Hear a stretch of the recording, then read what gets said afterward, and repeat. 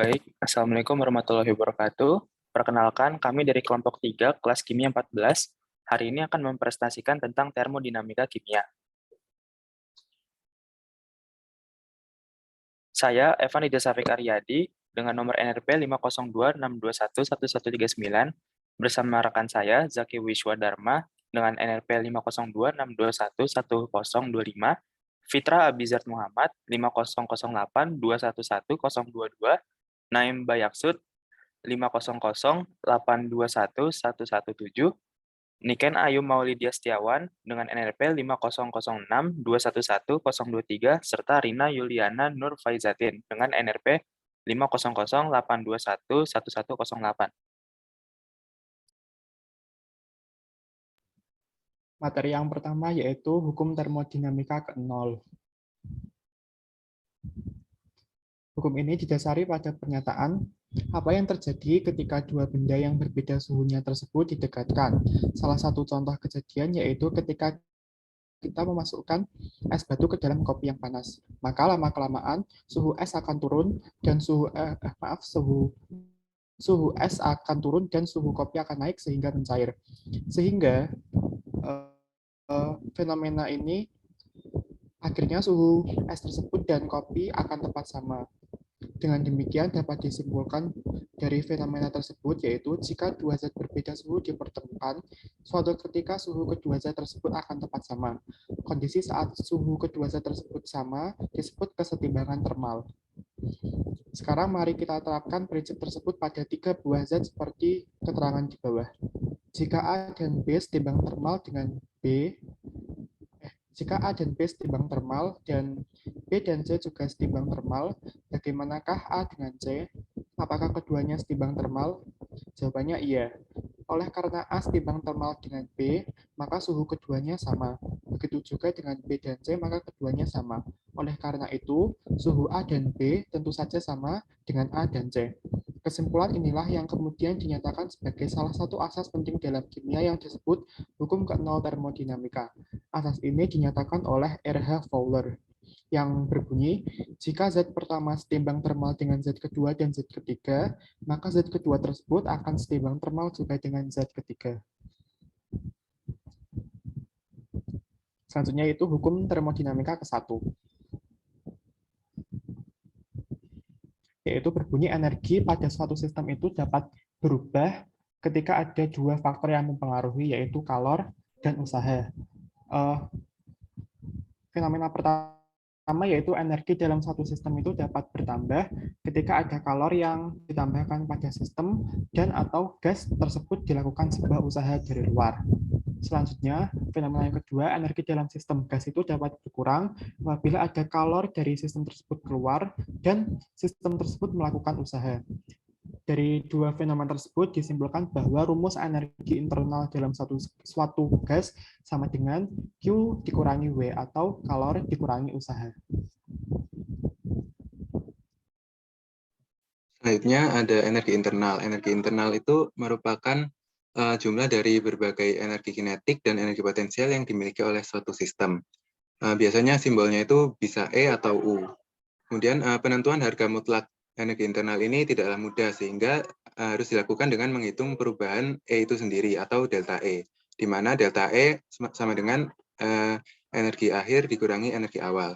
Persamaan tersebut menunjukkan bahwa perubahan E hanya dipengaruhi oleh keadaan awal dan akhir tanpa melihat prosesnya. Next. Selanjutnya ada kerja atau W, merupakan hasil kali faktor intensitas, contohnya gaya, tekanan, dan lain-lain, dengan faktor kapasitas, yaitu contohnya jarak, muatan listrik, dan lain-lain. Untuk sistem yang hanya melakukan kerja ekspansi, kerja dapat dinyatakan dalam dW sama dengan P dV, atau W sama dengan P dikali delta V, di mana P adalah tekanan dan V adalah volume.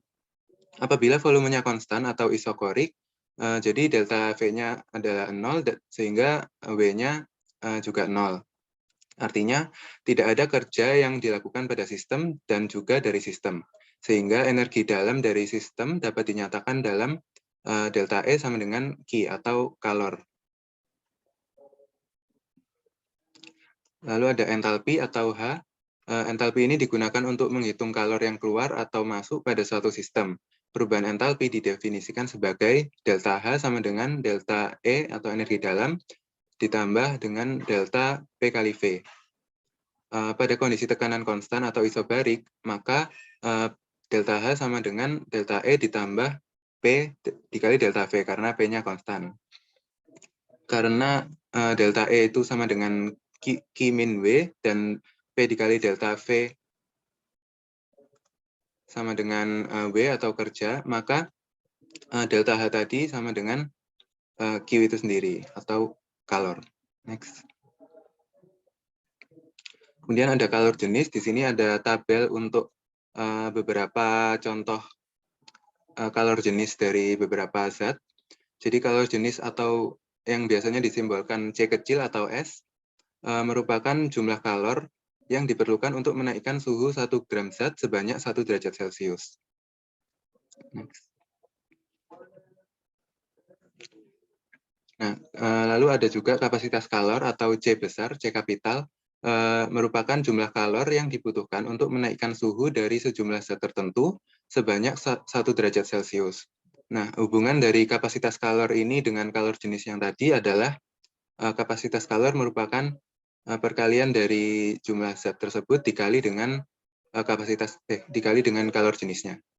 Lalu untuk perhitungan kalor, jumlah kalor yang diserap atau dilepaskan oleh sistem dapat dihitung melalui persamaan Q atau kalor sama dengan C atau kapasitas kalor dikali perubahan suhu, atau bisa juga dihitung dengan M jumlah zat tertentu dikali dengan kalor jenisnya dikali dengan perubahan suhunya. Nilai Q ini, nilai kalor ini akan positif untuk proses endotermik dan negatif untuk proses eksotermik. Next. Lalu terdapat aplikasi hukum termodinamika ke-1. Pada aplikasinya, yang pertama ada ekspansi isothermal reversible gas ideal. Karena kandungan energi internal gas ideal hanya merupakan fungsi suhu, maka perubahan E pada kondisi T konstan atau isothermal menjadi 0 atau delta E sama dengan 0.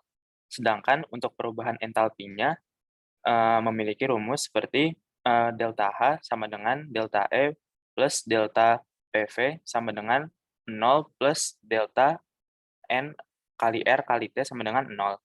Sehingga energi panas dapat ditentukan dengan persamaan dengan menggunakan anti turunan terhadap tekanan atau P dan terhadap volume atau V dengan V1 dan V2 sebagai batas, yaitu untuk jumlah kalor sama dengan kerja yang dibutuhkan sama dengan N kali R kali T dikali Ln dikali V2 per V1.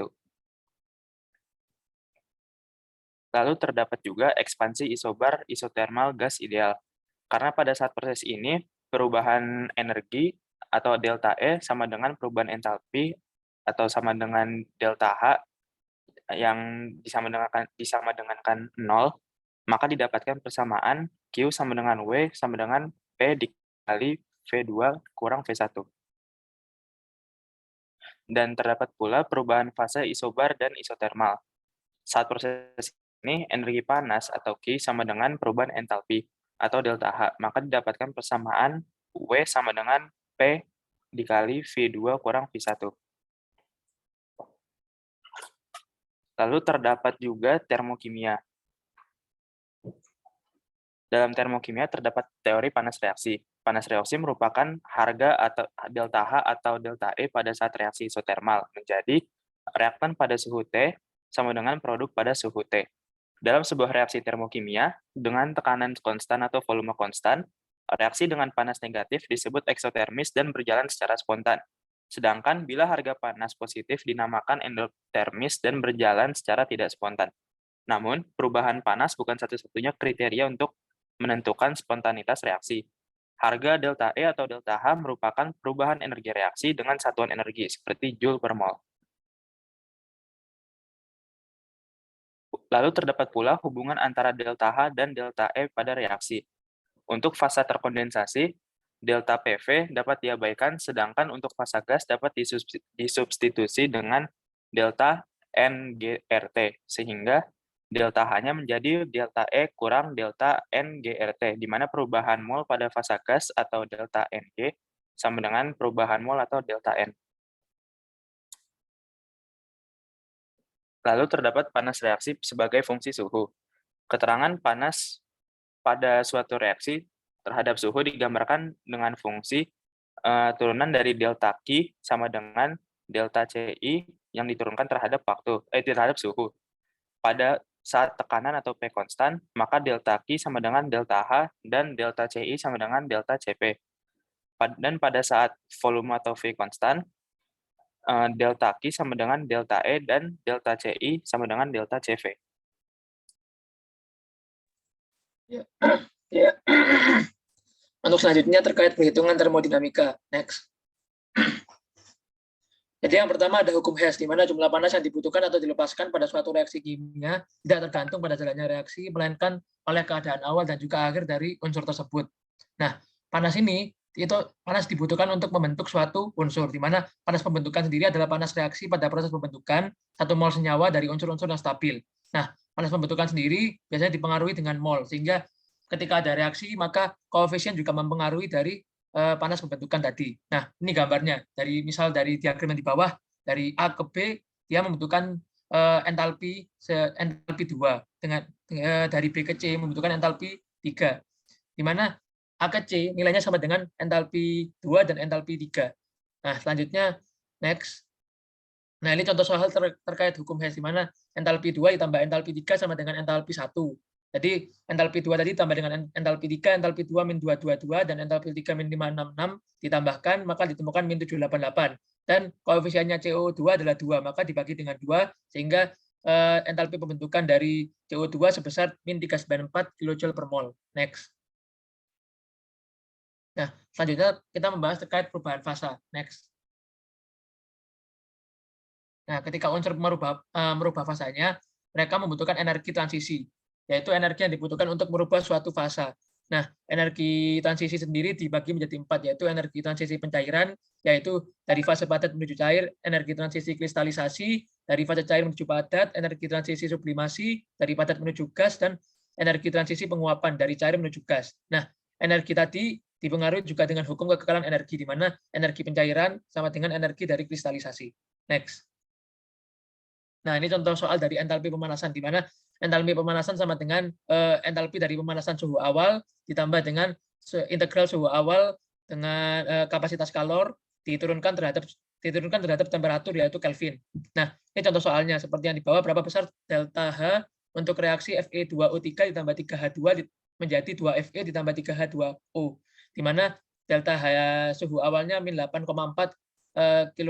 kilokalor dengan sampel kapasitas kalor yang telah disediakan. Maka yang pertama kita menghitung rata-rata kapasitas kalor, yaitu dengan mengkali koefisien reaksi dengan kapasitas kalornya, 2C ditambah 3C min 3C min C. Maka dikalikan dengan kapasitas kalor dari sampel dan ditemukan yaitu jumlahnya sebesar 20,5 kalori per Kelvin. Nah, selanjutnya setelah mengetahui rata-rata kapasitas kalor, maka dicari delta H dari suhu akhirnya, yaitu dengan cara delta H awal ditambah integral dari suhu awal ke suhu akhir dengan kapasitas kalor dan terhadap temperatur. Dan diketahui tadi delta H awalnya min 8,4 kcal dan ditambah dengan 20,5 kalor per Kelvin, terus dikali dengan suhu akhir dikurangi suhu awal dengan Kelvin tadi, sehingga ditemukan sebesar min 7,2 kilokalor. Next. Nah, selanjutnya adalah persamaan Clapeyron, yaitu perubahan fase penguapan cair ke gas itu dirumuskan dengan len tekanan 2 per tekanan 1 sama dengan min delta H evaporation ataupun tadi energi transisi evaporation per R, yaitu konstanta gas ideal 0,0082 dikali dengan 1 per T2, yaitu suhu Kelvin dikurangi 1 per T1 suhu awal Kelvin. Nah, selanjutnya perubahan fase sublimasi padat ke gas itu sama rumusnya len P2 per P1 sama dengan delta H tapi sublimasi per konstanta gas ideal tapi T2 T1-nya dikali yang di bawah, bukan dikurangi. Next. Nah, ini contoh soalnya. Misal di tekanan uap 1 propanol adalah 10 torr pada 14,7 derajat Celcius. Hitunglah tekanan uap pada 52,8 derajat Celcius. Nah, kalau penguapan 1 propanol itu 47,2 kJ per mol, maka langsung dimasukkan ke rumus saja. Kita pertama mengubah Celcius menjadi Kelvin. Jadi T1 tadi kan 14,7 ditambah dengan 273,15 menjadi 287,85 Kelvin. Dan T2 juga ditambah dengan satuan dengan 273,15 maka ditemukan 325,95 Kelvin.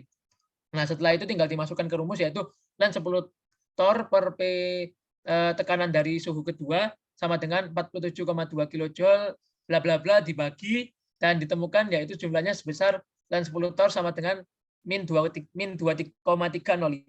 Maka diambil antilog yaitu kalau misalnya kita mencari antilog itu biasanya ada di internet, kita tinggal memasukkan angkanya min 2,305 maka ditemukan hasilnya 0,997.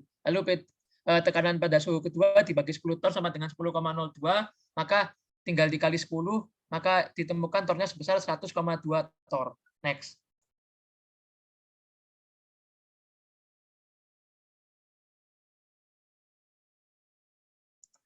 Selanjutnya, ada hukum termodinamika kedua. Reaksi kimia atau perubahan fisika dikatakan spontan bila mempunyai potensial tertentu pada kondisi yang spesifik. Hukum termodinamika potensial ke-1 hanya membahas perubahan kimia atau fisika pada konservasi energi saja. Tetapi, hukum pertama tidak membahas apakah perubahan spontan atau tidak. Pada hukum kedua ini akan dibahas mengenai perubahan spontan tersebut. Istilah entropi atau S atau ketidakteraturan merupakan pokok dari hukum kedua termodinamika. Entropi adalah ukuran ketidakteraturan atau kerandoman suatu sistem. Setiap perubahan spontan selalu disertai oleh kenaikan entropi. Kenaikan ini menyebabkan perubahan entropi yang ada baik di sistem lingkungan sehingga dirumuskan sebagai delta S total sama dengan delta S sistem plus delta S lingkungan. Perubahan terjadi pada lingkungan menyebabkan bertambahnya panas ke lingkungan yang dibagi temperatur, di mana proses perpindahan berlangsung. Untuk proses di mana P dan T konstan, panas sistem bertambah, yaitu delta sistem. Dan ini setara dengan negatif panas pada lingkungan, atau dapat dirumuskan delta min Q lingkungan. Sehingga perubahan entropi lingkungan adalah delta S lingkungan sama dengan delta H sistem per T. Atau perubahan entropi totalnya adalah delta S total sama dengan delta S sistem per T atau temperatur. Delta S total sama dengan T dikali delta S sistem min delta H sistem per T. Sehingga didapatkan T sama dengan T dikali delta S total sama dengan min delta H sistem min T dikali delta S sistem. Selanjutnya, hukum dua termodinamika ini memberikan batasan-batasan terhadap perubahan energi yang mungkin terjadi dengan beberapa perumusan. Yang pertama, tidak mungkin membuat mesin yang bekerja dalam satu siklus, menerima kalor dari sebuah reservoir dan mengubah keseluruhannya menjadi energi atau usaha luas menurut Kelvin Planck. Yang kedua, tidak mungkin membuat mesin yang bekerja dalam suatu siklus mengambil kalor dari reservoir rendah dan memberikan pada reservoir bersuhu tinggi tanpa memerlukan usaha dari luar, menurut Clausius. Yang ketiga, pada proses reversibel, total entropi semesta tidak berubah dan akan bertambah ketika terjadi proses irreversibel, menurut Clausius. Sehingga untuk menjelaskan tidak adanya reversibilitas, para ilmuwan merumuskan prinsip baru, yaitu hukum termodinamika dengan pernyataan kalor mengalir secara alami dari benda yang panas ke benda yang dingin. Kalor tidak akan mengalir secara spontan dari benda yang dingin ke benda yang panas. Selanjutnya, contoh penerapan hukum termodinamika yang kedua, yang pertama pada mesin Carnot. Menurut hukum termodinamika kedua dan aplikasinya, tidak ada mesin kalor yang bekerja dengan efisiensi 100%. Pertanyaannya, berapa efisiensi maksimal yang diberikan oleh mesin jika dua reservoir panas memiliki suhu yang berbeda? Nah, ilmuwan bernama Sandi Carnot membuat sebuah hipotesis mesin kalor ideal dan menjawab pertanyaan tersebut. Mesin tersebut memiliki efisiensi maksimal yang sesuai dengan hukum termodinamika 2. Siklus pada mesin tersebut disebut dengan Carnot yang dapat dijelaskan pada gambar bawah ini.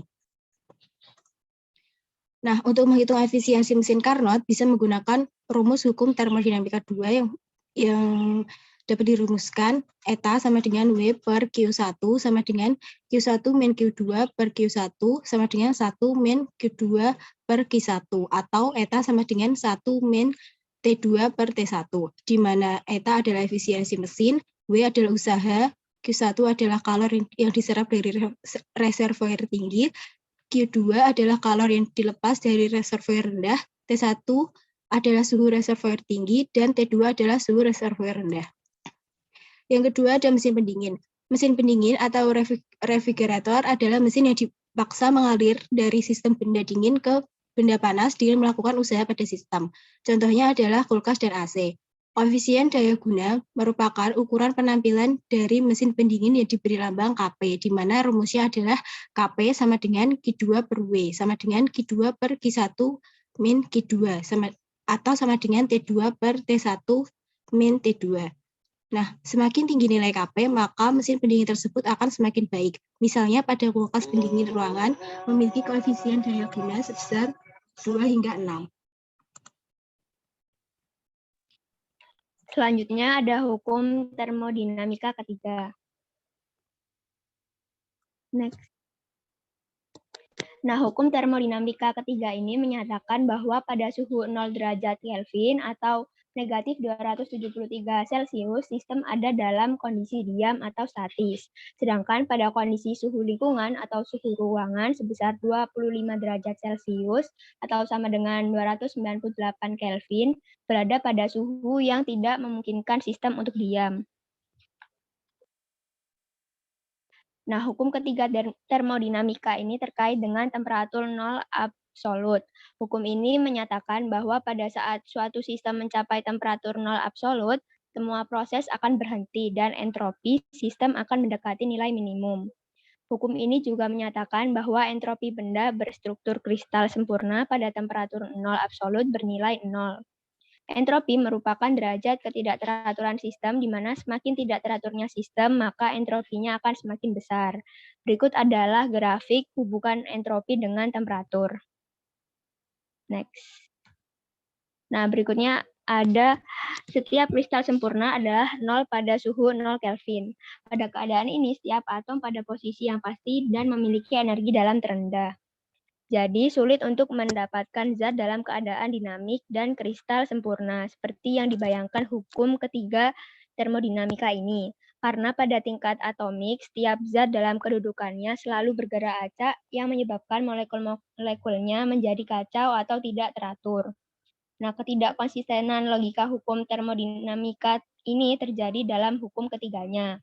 Hukum ketiga termodinamika ini membayangkan suatu susunan kristal sempurna dengan cara mengekstrapolasi sampai mencapai suhu 0 mutlak. Tentunya dalam sistem yang senantiasa berubah, suhu pun pasti berubah. Apabila dikaitkan dengan sistem, suhu merupakan variabel terikat yang mengikuti perubahan sistem. Berikutnya ada energi bebas dan kesetimbangan. Nah, tidak mudah untuk mempertahankan sistem kesetimbangan pada keadaan standar. Akan banyak reaksi-reaksi tidak berada pada keadaan standar. Maka untuk keadaan yang demikian, arah reaksi tidak dapat diprediksi hanya dengan nilai delta G derajat, melainkan harus menggunakan energi bebas aktual atau delta G. Hubungan antara delta G dan delta G derajat ini yang diturunkan dari termodinamika ialah delta G sama dengan delta G derajat plus RT ln Q, di mana delta G ini adalah tetap pada suhu tertentu. T merupakan reaksi, R merupakan konstanta gas, merupakan koefisien reaksi. Nah, pada definisi delta G sama dengan 0 dan Q sama dengan K, di mana K adalah konstanta kesetimbangan, maka didapatkan delta G sama dengan negatif R kali T ln Q. Dalam persamaan ini, Kp digunakan untuk gas dan Kc untuk reaksi dalam larutan. Next. Sekian dari kelompok kami. Mohon maaf apabila ada kesalahan kata. Terima kasih. Wassalamualaikum warahmatullahi wabarakatuh.